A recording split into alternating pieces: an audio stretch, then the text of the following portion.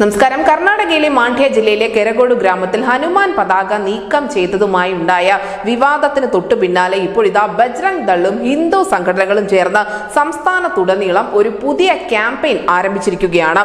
ഹനുമാൻ ധ്വജ് എന്ന ക്യാമ്പയിനോടുകൂടി നിയമസഭാ തെരഞ്ഞെടുപ്പിന് ശേഷം കർണാടകത്തിൽ വീണ്ടും ഹനുമാൻ ഒരു ചർച്ചാ വിഷയമായിരിക്കുകയാണ്. നിലവിൽ ഫെബ്രുവരി 9 വരെ ഹനുമാൻ ധ്വജ് പ്രചരണം നടത്തും എന്ന് തന്നെയാണ് ബജ്രംഗ് ദൾ അറിയിച്ചിരിക്കുന്നത്. കൂടാതെ സംസ്ഥാനത്തെ എല്ലാ ജില്ലാ കമ്മീഷണർമാരുടെ ഓഫീസുകൾക്ക് മുന്നിലും ഹനുമാൻ ഭക്തർ ഹനുമാൻ ചാലിസ ചൊല്ലാനും ബജ്രംഗ് ദളിന്റെ ഭാഗത്ത് നിന്നും ആഹ്വാനം ഉണ്ടായിട്ടുണ്ട്.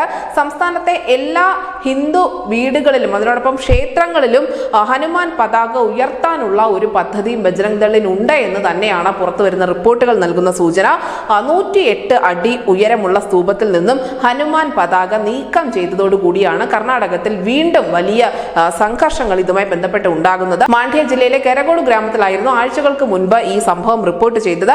സംഭവം വിവാദമായതോടുകൂടി ഇത് കോൺഗ്രസും BJPയും തമ്മിലുള്ള ഒരു തുറന്ന പോരിലേക്ക് പോവുകയും ചെയ്തിട്ടുണ്ടായിരുന്നു. എന്തായാലും നിലവിൽ സംസ്ഥാനത്ത് വലിയ സംഘർഷ സാധ്യതയുണ്ട് എന്ന് തന്നെയാണ് കണക്കാക്കപ്പെടുന്നത്. അതുകൊണ്ട് തന്നെ കനത്ത ജാഗ്രതയോടുകൂടിയാണ് പോലീസും ഭരണകൂടവും നീങ്ങുന്നത്. News desk news India Malayalam.